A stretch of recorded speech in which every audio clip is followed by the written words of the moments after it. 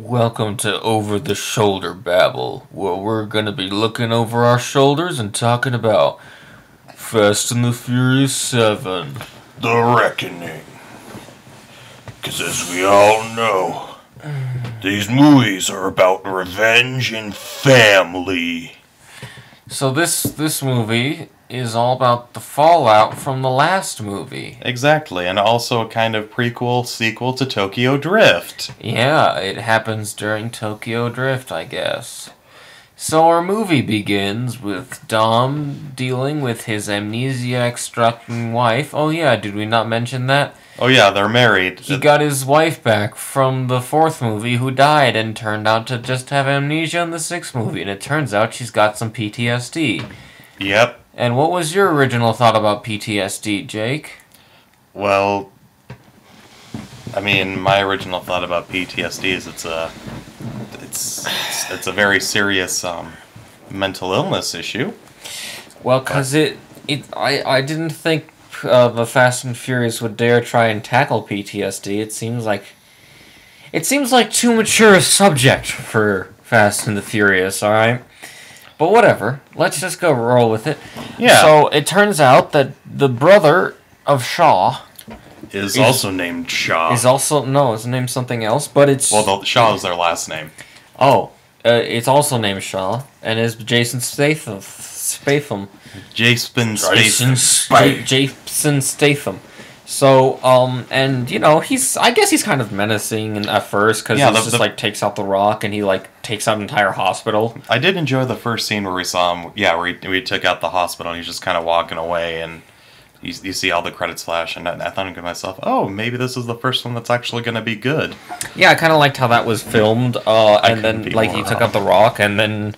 The Rock was used very sparingly. This whole movie kind of seemed like an afterthought because just using The Rock was obviously he was doing other things at the time, so he could only be there for a short amount of time. Yeah. Paul Walker, where he's not Paul Walker, it's his brother with face CG. That's pretty noticeable. Very noticeable. I mean, you mentioned this, and I will agree. I think it was the send-off to him was done very tastefully. Yeah, I thought it was a pretty distasteful send-off at the end. Pretty heartfelt right there. And I was glad to get rid of that character. Yeah, I guess Jake didn't like Paul Walker's character. I don't know, he was kind of a nothing character, so... Yeah, he's kind of a zero-sum, if you will. Oh, well, it's pretty funny, because it's they spend the whole movie Paul Walker, you missed the violence.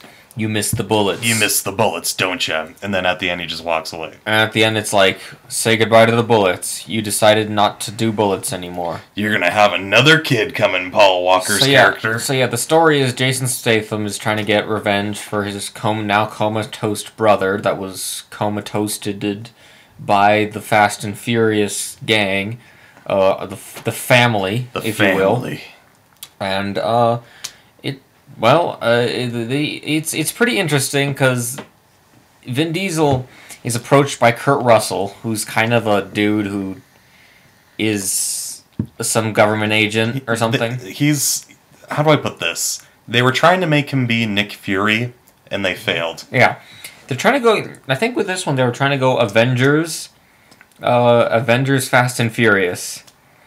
And it was, Not good. Not good. There was a MacGuffin. Talk about the MacGuffin. Yeah, there's a MacGuffin in this where essentially Jason Statham is hunting down the crew, and they're like, okay, we need to go after this MacGuffin because if we get this MacGuffin, what's it called? The God's Eye. The devil's asshole. The devil's asshole. That's it. We'll talk about that later. It's meant to track anyone on Earth. You can track anyone on Earth through any camera device. But the thing is, while they're going after this MacGuffin, every single time they go to the next stop, getting closer to this MacGuffin, Jason Statham just always appears and kind of fucks shit up. So he kind of barely fucks shit up. He almost doesn't do anything to disrupt their plans. He just sort of arrives. Pretty much. But it's pretty funny that they're searching for a device to find Jason Statham. That's the whole thing. It's we need to know exactly where Jason Statham is in order to defeat him. But he's usually wherever they go. Everywhere they go, he's there. So it's hold on, I'm getting this thing so I could find you, Jake. I'm right here, Chris. I'm right here. But there's a couple of I don't know how to put this other than dumb scenes. Like, there's a scene in Abu Dhabi where they're trying to steal a computer chip that the program is on. Yeah, they're trying to steal, like, the program because it's all in the chip or something. Yeah, and eventually they're in this high up and tall building, and they drive a car through a window of one building and into a window of another building, and think, okay, that's dumb. They're not gonna do it again. Well, then Vin Diesel loses his brakes, so he can't stop in the other building. So he's just like, oh, whatever, we'll do it again. And I was like, no, dude, put the car into neutral and then just sort of drive around the floor because you're on a construction floor. It's empty. So just drive around that until, without your gas, without the pedal on the gas, your foot on the, I can't talk. And then it'll run out. That's what you do, folks, when your brakes are run out. Like on a highway, you put it into neutral and you just wait for it to roll to a stop. That's what you do. It's heavy enough. It eventually will slow down. But nope, they nope, he just decides to go through another building.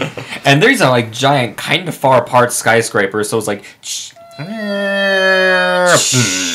I was like, no. Physics don't exist in this movie. Yep, so that was one dumb scene, and then this other dumb scene comes in at the end of the climax of the movie, where essentially they figure out, maybe this guy, eventually Jason Statham does in fact steal the MacGuffin from them. Yeah, and he uses it to find them. And they're like... Which, I don't know how he's finding them before, but now he uses it to find them, so... But yeah, so they're like, you know what? Maybe what we should do is we should just wait for him to come find us and then set a trap for him. Like, I don't know, what might have been a good idea earlier in the movie. But, like, 2/3 of the movie ago. But, whatever. So they do their fights in the streets of Los Angeles, and then The Rock and Jason Statham, or not The Rock, Vin Diesel and Jason Statham are fighting on top of this parking garage. Oh yeah, The Rock flexes out of his cast, because that's how broken arms work, and then he just cracks it back into place, and I was like... It's only a flesh wound. It's only a flesh wound, and then he just, like, takes a fistful of painkillers, and then, of course, we predicted all the lines, where he's like, I am the cavalry. And, yeah, it's like, you don't find him, he finds you. Yeah, those are a lot of lines that we were saying before they happened. So much is predictable. Then the final fight, my favorite part. Go for it, Chris. Well, is when... So him and Jason Statham are fighting on a parking garage complex that gets hit by a rocket. And then Vin Diesel tells Jason Statham, the thing about street fights is the street always wins. And then sort of he hits the road, he just sort of stomps on it, and the road collapses and buries Jason Statham. But he lives. He lives. He lives relatively unscathed. He has no scratches. And I was like, now let me think. Does the street always win mean that while every new generation who engages in street fights is feeding the mean streets? Are they feeding, the necessary environment for these kids to be created and for poverty to continue, and therefore it's a never-ending cycle? So if you participate in a street fight, you're making it worse for the next generation, and they will also participate in the street fight, meaning in the end the street will always win? No, it means when you punch or kick the ground, you're always gonna get a boo-boo. I think you're right. I think I'm right too.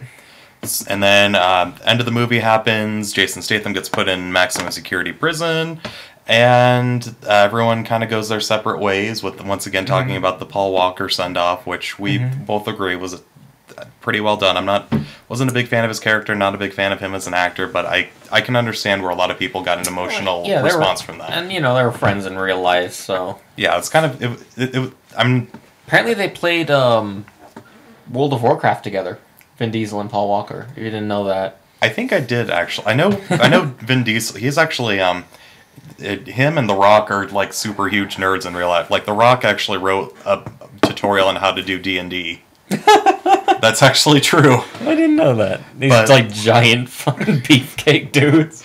But yeah, so overall, I would say probably a 2 out of 10 again. I mean, these movies, 2 or 3, whatever. They're not great movies, but I do agree. I feel like that ending scene didn't redeem the movie, but at least I'm glad that I saw it. Yeah. But yeah, sparingly little use of the Rock, which is sad. And then that's it. That was fast. And then the Paul Walker send off, which I liked. The diverging cars, and he's like, "You're always gonna be my brother." And then so that was good. Yeah, it was a movie that we watched, and it was a movie that we watched, and I didn't like it. And Tyrese earned his paycheck with all his stupid. There was too much Tyrese in this movie. He was. The comedy relief is just supposed to come in and then diffuse some of the tension, but he was always diffusing tension, so there was no tension. Yeah. Plus, nobody dies in these films unless it serves the plot. And then they always just come back. Yeah, then they always come back, apparently. Yeah, so those are our thoughts on the Fast and the Furious 7. Stay tuned, because we are going to be releasing the Fate of the Furious review. We're almost there, guys. We're almost done.